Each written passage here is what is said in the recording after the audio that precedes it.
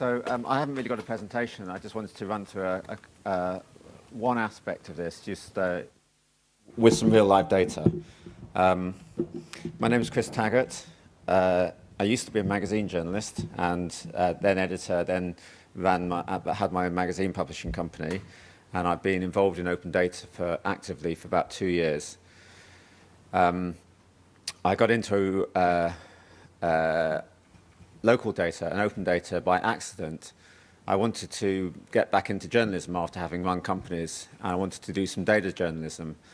And I thought I'd start off with some local data journalism, looking at some of the local data that was out there, seeing what you could find, some finances, pension funds, and so on.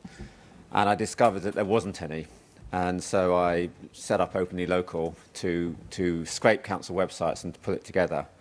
But I don't really want to talk. I'm now involved in another really, really big project called Open Corporates, which is aiming to have a URL and entry for every single company in the world, and we've got about 12.5 million so far. But really, I just want to talk about briefly about the about data and journalism,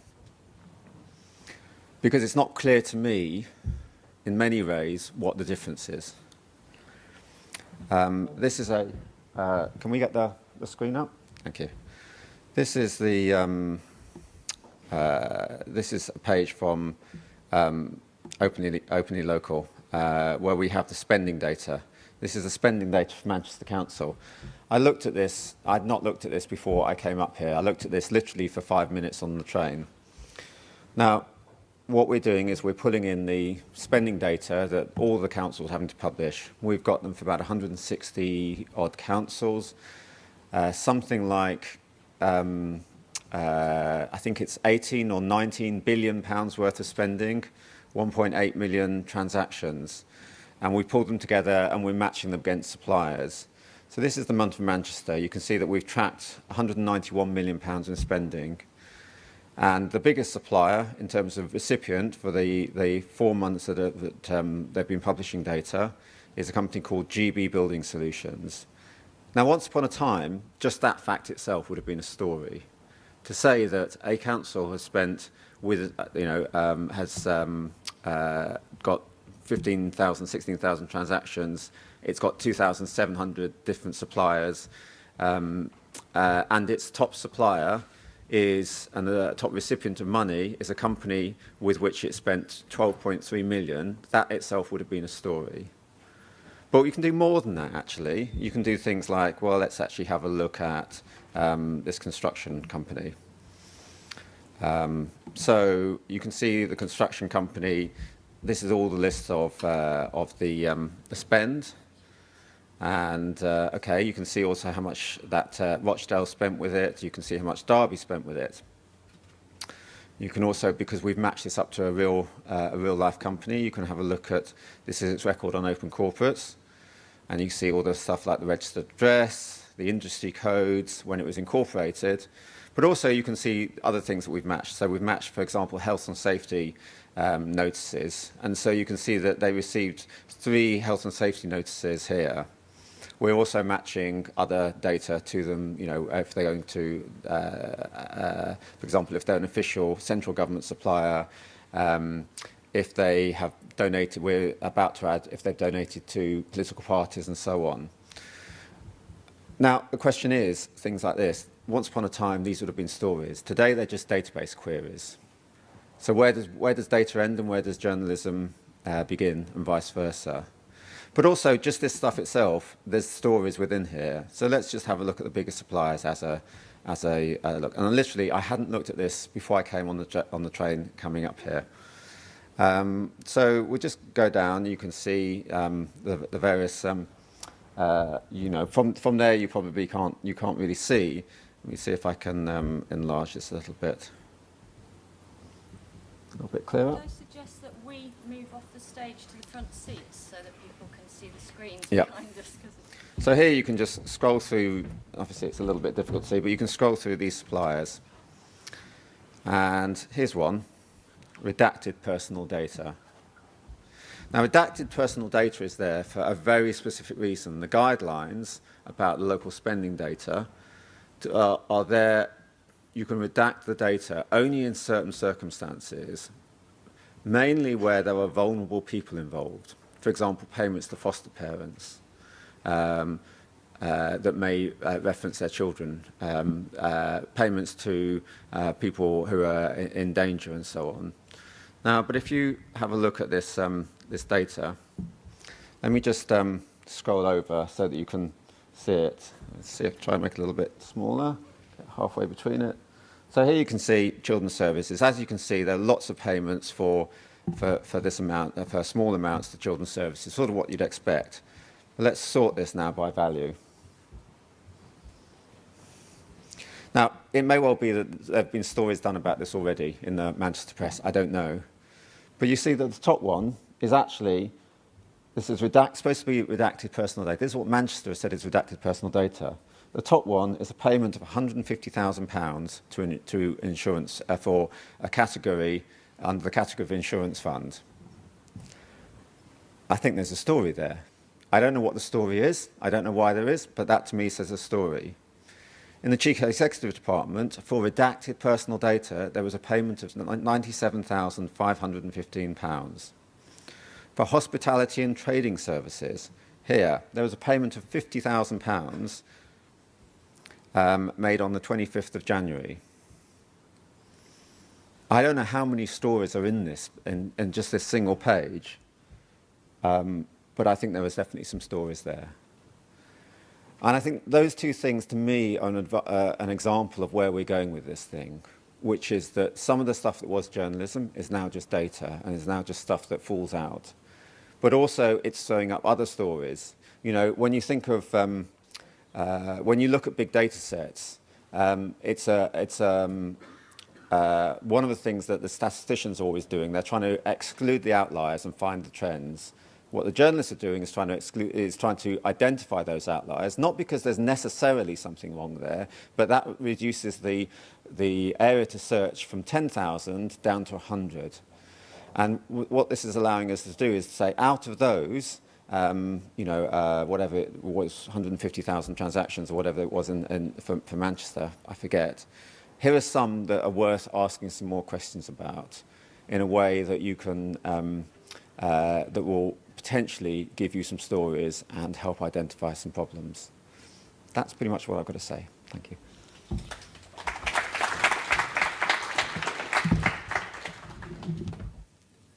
Does this work? Yes. First of all, can I apologise for being a bit late? I was actually waiting in the other room thinking, this man's going on a bit. I'm sure he should be winding up by now. So thank you very much for starting off without me. I think it probably, because if everybody's using slides, it's probably going to be easier for us to do it like this and then come back on the stage at the end for questions, if that's okay. So if we do it sort of a bit sort of question time, sort of let each of you introduce yourselves by showing your slideshows and then have questions from the floor afterwards. Does that sort of fit in with everybody okay?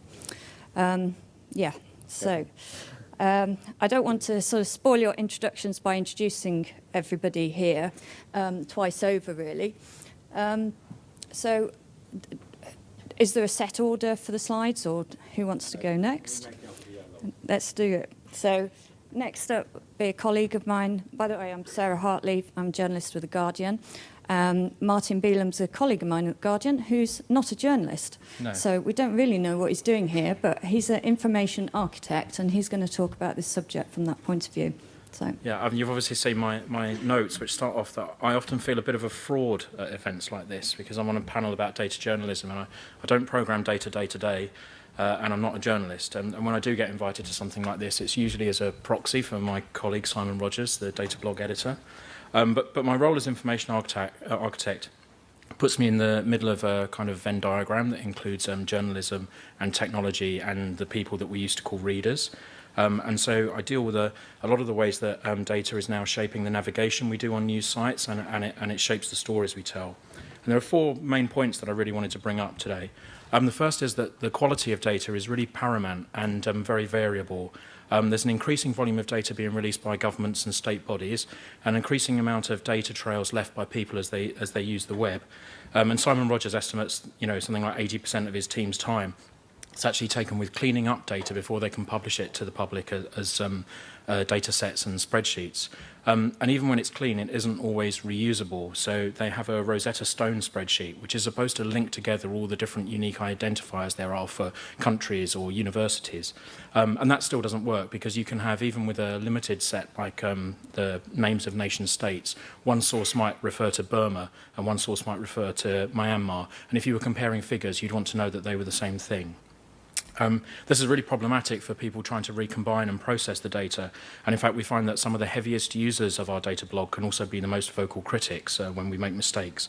And that's something we try and take as a positive sign of the way they're actively engaging with us, rather than getting upset about it, because in the end, it kind of increases the quality of data for everybody.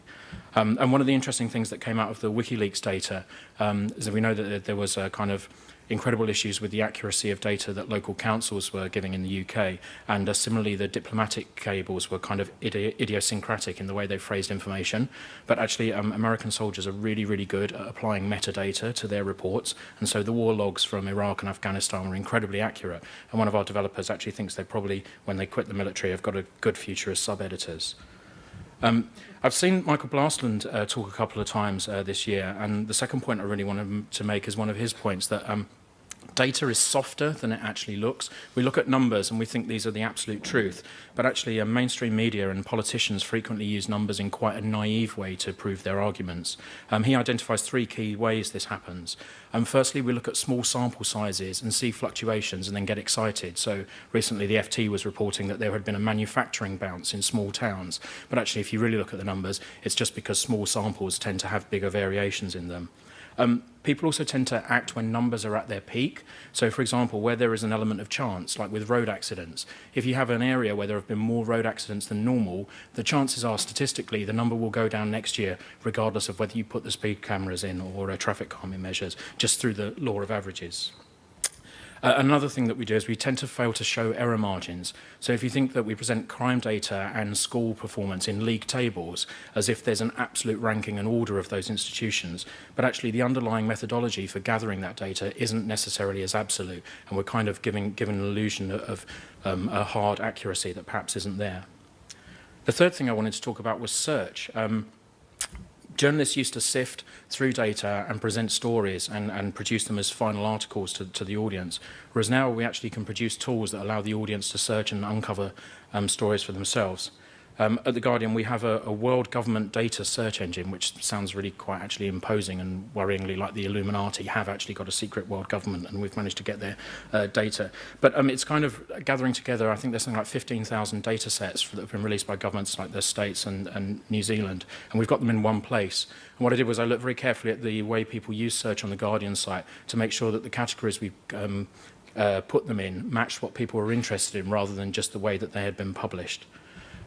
It gives a one-stop location for people to find that kind of data. And we've also done it with things like the COINS database that the British government released of all government spending. We turn that into a tool so people can actually interrogate that without having to learn how to manage these unwieldy data sets.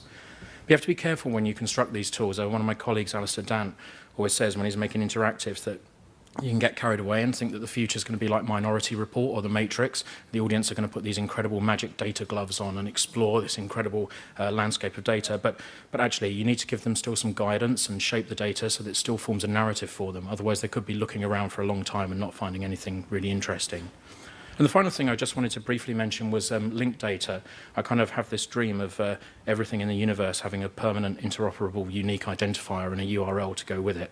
That's the kind of rubbish, boring dreams that information architects have, but it's kind of, that's just the way I am. But answering data can be a bit of a slog.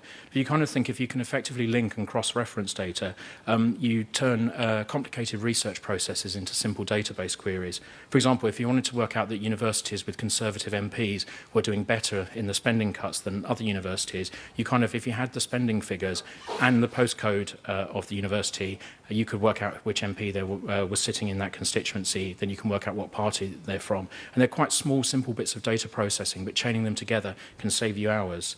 I think the direction of travel is set. We're a long way from being able to do that all the time there, but you've already seen with that kind of openly local stuff that it's just been demonstrated that actually once you start linking this data together, it becomes very, very powerful indeed. And I don't think it's going to it's something that's going to change. I think the one big challenge for the news organisations is, will you ever get unique IDs for stories? So will you be able to follow a story around? You know, we can all kind of, as humans, identify that the death of Osama bin Laden is a particular story, and there'll be a whole load of video footage and writing around that. But will we ever be able to get some kind of unique identifier that you could aggregate all of those things together across a range of sources? And yeah, so that's my crazy linked data future that I dream of. And people like Chris are actually beginning to make that sort of thing happen. So I'll hand back to Sarah. Thank you.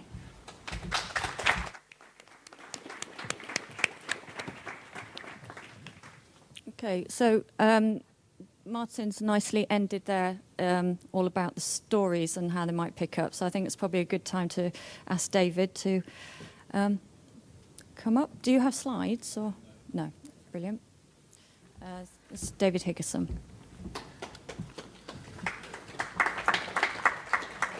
I don't have slides, and as head of multimedia for Trinity Mirror, it's probably a bit paradoxical to say I have a fear of losing things if I have them on my iPad, hence why I've got paper in front of me. Paper in the wrong order as well. As Sarah said, I'm David Higginson, I'm head of multimedia for Trinity Mirror Regionals. My job is to work with the editorial teams of our main regional titles, papers like the Western Mail, Liverpool Echo, more recently the Manchester Evening News, and also papers in the North East and around London. And one of the key things I've been tasked to do over the last 2 years is try and get us doing more in the sphere of data journalism, which has been a challenge, but also very rewarding. My favourite response so far to a discussion I had with a journalist about data journalism was that it was just a fad, it'll go away, and then he finished off by pointing out that the same thing will happen to Twitter as well. That was an extreme. But there is a danger that when we talk about data journalism in newsrooms, that journalists dismiss it as something we've always done. And in a way, that is correct. Journalists have always played with data. Spreadsheets of data from government are hardly anything new. There's a former colleague of mine who I've spotted in the audience who, when we worked together 1 year for the Education League tables, we went through the spreadsheets with a marker pen highlighting all the schools that we thought had improved and the ones which hadn't. And that's just a small story which tells you that nowadays it's much easier to extract that information rather than off a clunky PDF. The big thing that's new for us is the volume of data and the supposed free access to that data. And at the same time, our audiences, be it in print or online, increasingly expect to see the data that stories are built on. There's a widely held belief that people don't trust journalists, hence it's probably a good idea for us to show us our sources more often. Another response that I sometimes hear is that open data is a threat to journalism because it pushes all the information out for people to find themselves, as though this is a bad thing. Again, it's an argument that misses the point. If somebody wanted to know something, they've always been able to set out and find it. Journalism, especially at a local level, has always been about telling people things that will be of interest to them, but which readers, users haven't necessarily thought that they needed to know about. Sites like data.gov.uk are brilliant starting points for finding data, but by no means perfect. The challenge for a journalist working in any newsroom, and particularly a regional newsroom, is to find information which is interesting to the reader. The wealth of data visualization tools, Many Eyes, Tableau, Google Fusion, even trusty old Google Docs, make it very easy to filter and present large data sets in a way which can boggle the mind somewhat. But there comes with that a risk of a look at me culture. Getting hold of a data set and plotting it on a map or turning it into charts can be fun, but it's not necessarily enough for our audience. It's just the start in many respects. It helps us find the stories and it helps release data so readers can interact with it. But we need to ask if it actually makes our journalism useful. It can be incredibly simple.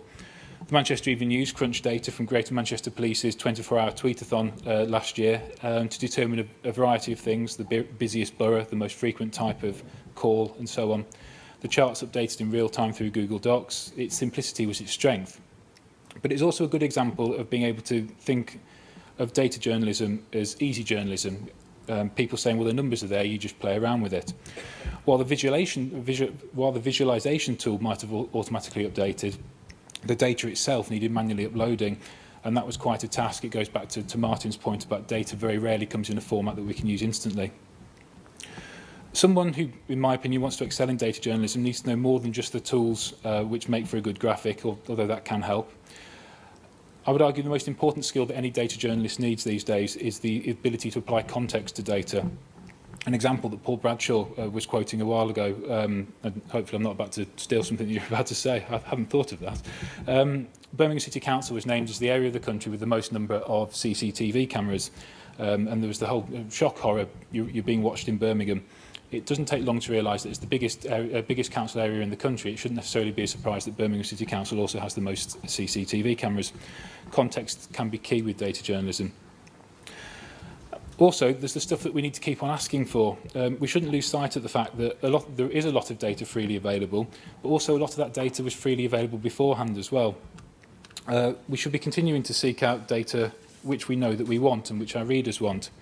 The Guardian's data blog, I think, excels in this. The most recent example is it's pulled together all the universities that are putting up tuition fees. That's not available anywhere else. Another example, and I'll shamelessly plug something I worked on, is the Birmingham Males Race for a School Place project last year. In the North East, information about the number of children applying for places at each school is freely available. In the Midlands, you have to use FOI to get it. And when that information actually arrives, it's in a multitude of different formats. If you thought PDFs were bad for extracting data, you try the council that sends you the details via JPEG. As journalists, our biggest challenge is to keep pushing for the data to become available. We already have councils publishing all their spending data rather than just more than £500 because it's cheaper to do so. FOI is a key tool here, and people who talk to me know that I do tend to bang on about FOI quite a lot. But the more we ask for stuff under the Freedom of Information Act, the greater the chance of its release will become routine rather than requested. The challenge for us more than anything in data journalism is to help decide what's released rather than be told what is going to be released and then just accepting that at least we've got something. Thank you.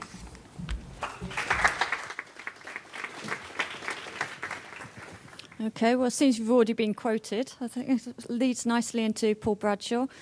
You haven't done yours yet, have you? No. No? Excellent. Take stage. So Paul Bradshaw is a university lecturer at City University in London and also City of Birmingham University. But I think a lot of us, and maybe a lot of people here, will know you best, Paul, for the online journalism blog, which has been an essential sort of resource for people doing things like this for many years now. So I'll hand over to you. Thank you very much. And the blog is down at the moment because of so many people searching for super injunctions, which it happens to be the #1 result for. So unfortunately, you can't see it at the moment. I'm just kind of, I guess, try and draw some threads from what everyone else has said.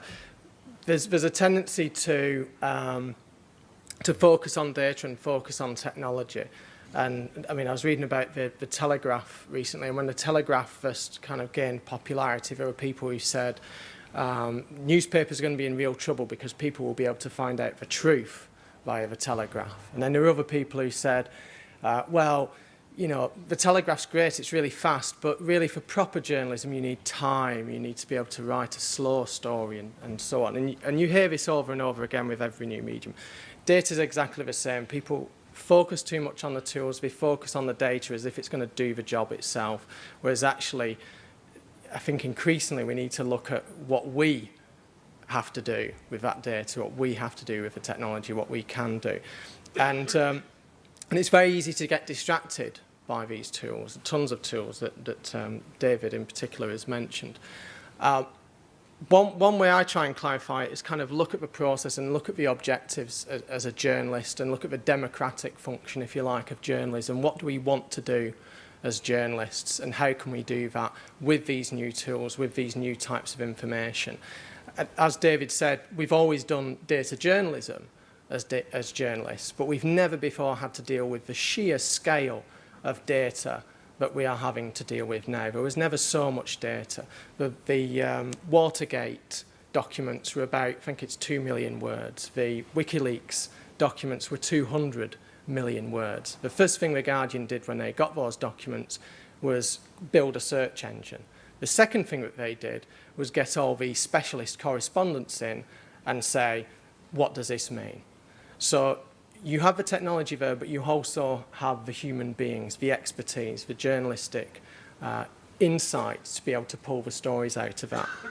So as it happens, I think that the verbs that are essential in data journalism all begin with C. And the first one is compile. I think a really crucial role for journalists and news organisations in data journalism and journalism as a whole is being able to compile the information in the first place. So what Chris is doing with Openly Local and open charities and open corporates, it's absolutely fantastic. He is my man of the year for 2010, for everything that he did in 2010, because he started to compile the information that we could use to hold power to account. And that is absolutely fundamental. You cannot hold power to account without them being accountable in the first place. So compiling that information is really important. The Manchester Evening News did the same with the council cuts data.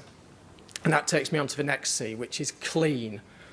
Once you've compiled the data, and it might be through freedom of information requests, it might be through scraping techniques using programming to do it, it might be through extracting from PDFs, or it might just be tables on a website. That's not enough, because it's like getting a quote from the government. You wouldn't necessarily trust what a government spokesman says, and you have to look at the data with the same critical eye. And I think this is one thing that journalists are particularly good at. What the Manchester Evening News did with the council cuts was say, well, this information has been spun a particular way. We're going to have to untangle it and unspin it to get the real story here in terms of which areas are suffering most. There's an organisation in America called the Centre for Public Integrity, and they say that cleaning the data, making sure it's how it should be, allows them to do stories that no other news organisation can do. The Sunlight Foundation in America compared government data with other sources of data and basically came to the conclusion that this data could not be trusted. It was just too inconsistent. And there was a Mexican blogger who looked at drug crime data and used a statistical technique called Benford's Law to basically find that the data had been faked or duped, if you've ever seen The Wire, by the police authorities. So cleaning is really important. And then this is what makes data journalism different from previous types of computer-assisted reporting, is connecting it. Connecting it with other sources of data. Again, something that Chris's websites do extremely well. It's what you do with mashups. You might connect it with geographical data to map that.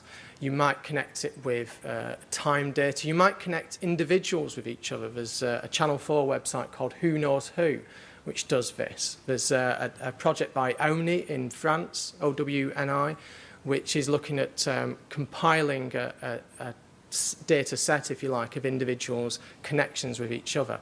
Again, real obvious editorial possibilities here.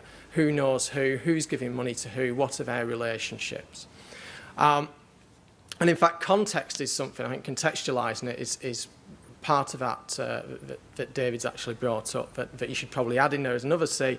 And finally, communicate. Visualisation is really powerful with this. Visualisation allows us to instantly try and get insight into a data set that would be hard in a text article or an audio piece.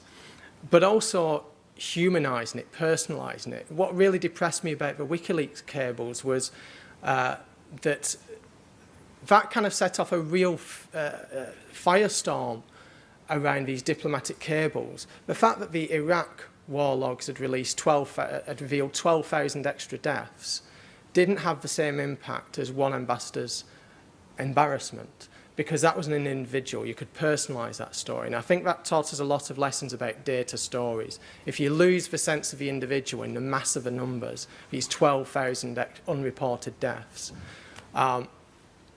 then we need to do something about that as journalists. And again, I think that is something that journalists can do very well in a way that they can add value to the data.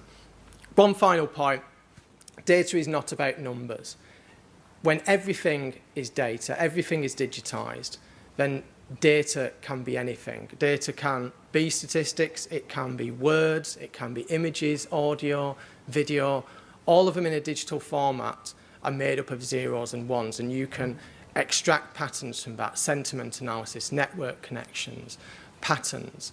So don't think of this, and I think there's a tendency among journalists to think about this as a numbers game, and it's not. It can be done in all kinds of very interesting ways. And related to that, if there's information that isn't digitised, I think it's increasingly a journalistic responsibility to put it in a format where it is searchable, findable and linkable. That's it. Thank you very much.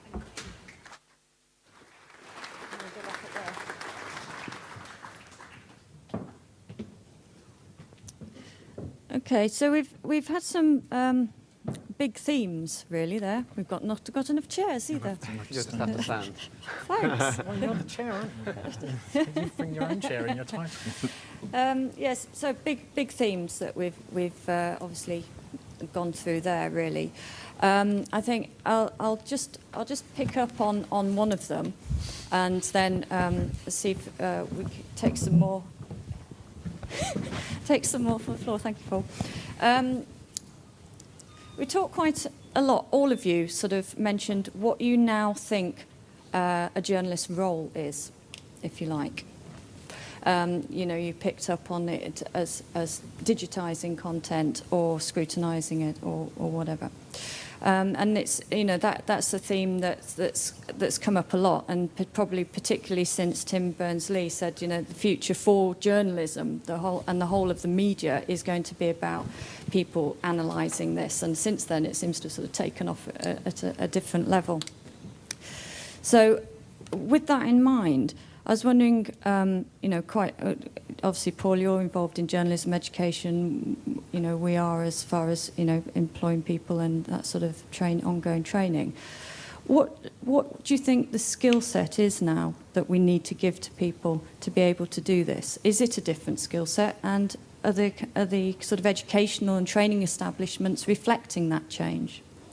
I think that there's an increase in, certainly everyone wants to teach it.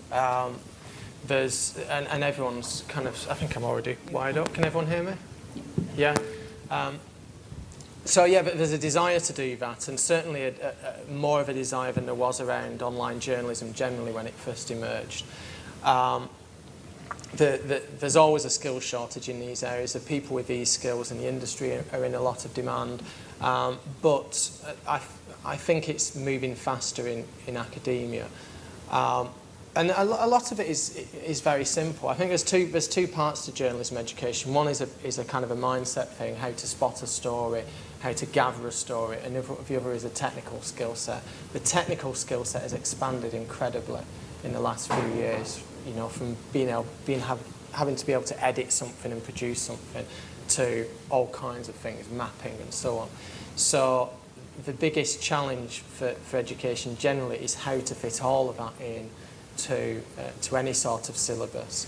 And like the news industry as a whole, I think there's now a move away from this idea of we'll teach broadcast journalism here and we'll teach feature writing here. Everything's kind of mushing in together. Is that reflected in the work, you know, the day-to-day workplace? Do you think, David?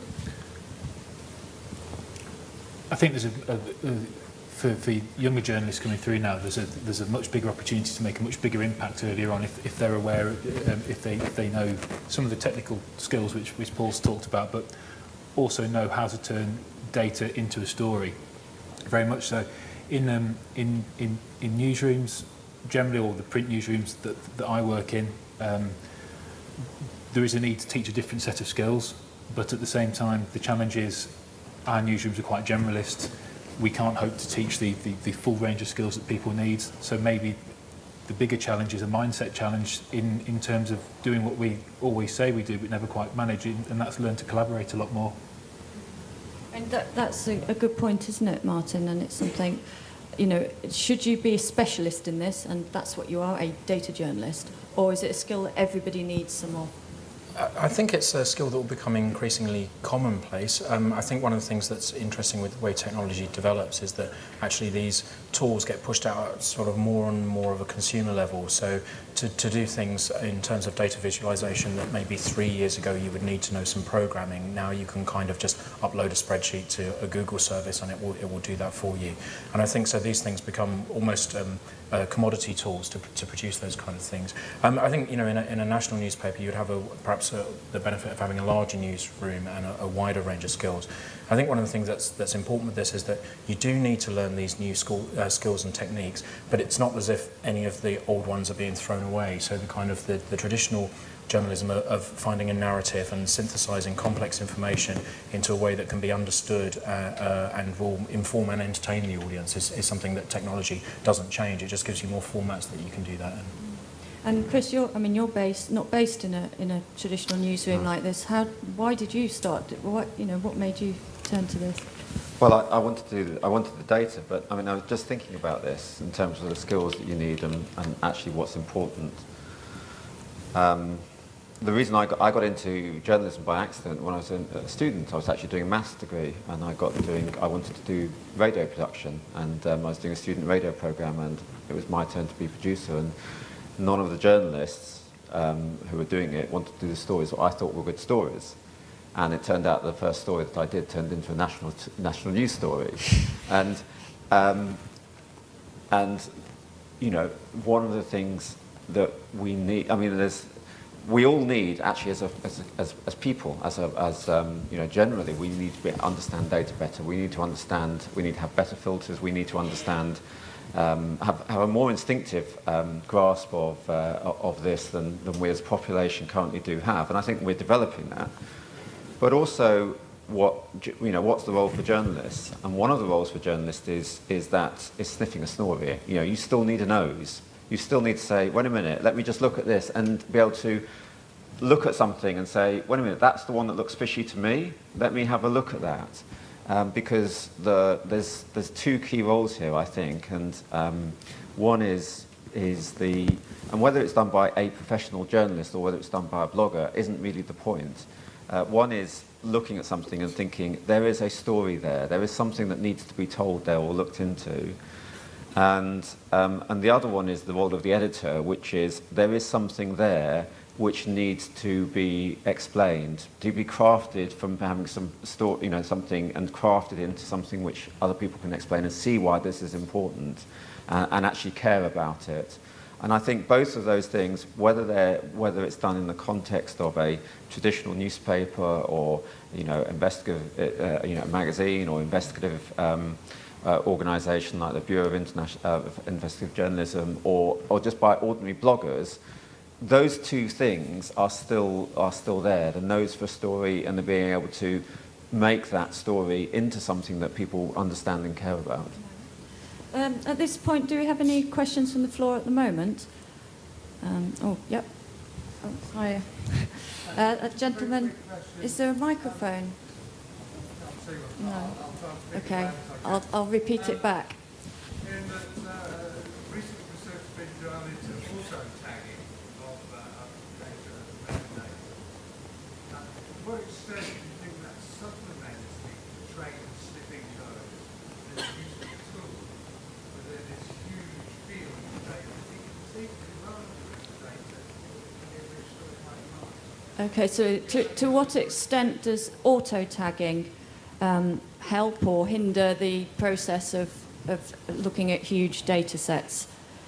It's probably a good one for you, actually, Martin, isn't it? Yeah, I think, you know, there are certain services. I mean, there's one service called Open Calais, which you can kind of throw a lot of text data at, and it will kind of try and extract for you the names of companies and people and places.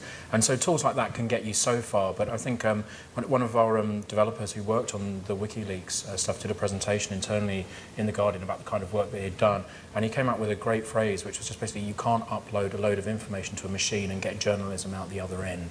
You still need to put that human eye on it. And I think that kind of automated processes get you so far, and then you kind of need to have the human eye to spot patterns, to spot where there are errors, to spot where bits of information are clumping together. And definitely still, you know, if you're telling, you know, journalism is still basically about people telling stories to people, and that, you know, both ends of that process was people, not machines. That sounds weirdly untechnological for me. Ian, you had a question as well.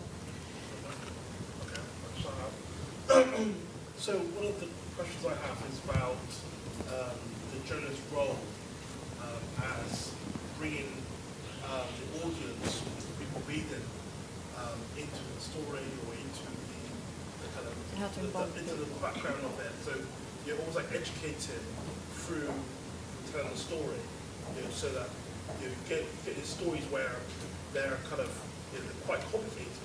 You try to make it as simple as possible, but also trying to give a kind of educational level about this is where this data comes from. This is how we kind of got to this point. I think that's one of the key skills that seems to be missing from data journalism.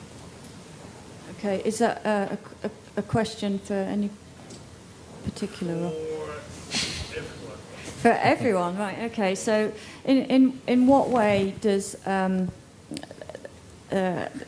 how do editors or journalists involve the reader in the process? Is that basically or yeah? Them up to the level they understand data. Yes. How do you educate your audience to actually receive the information? Yes. Perhaps, yeah. Okay, that sounds quite a task. Who wants to go for that one first? Sorry, go Paul. I was just going to say, well, I think it's obviously a broader issue than for the media, in that I think there's general literacy about, or numeracy really, around data and statistics and methods. The only one positive angle on that, I think, is that if you look at the way that media literacy has developed in the last 30 years, people are a lot more canny about how stories are spun and told, not just in the media, but by companies, by the government.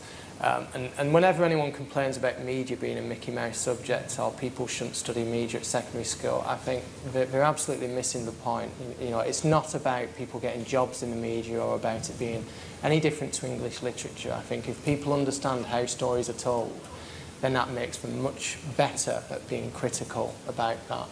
It would be great to see a similar sort of education at secondary school level in terms of how data is manipulated, how methodology is important, how sampling is important, all those kinds of really dry things that you learn on most degree courses.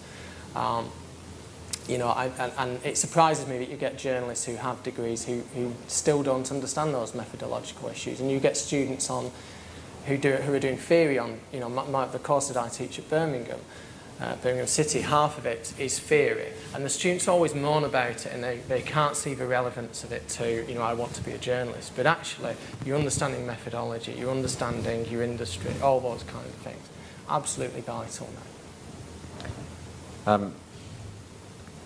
I think this is what you're talking about. I have a real problem with television news. I absolutely hate television news.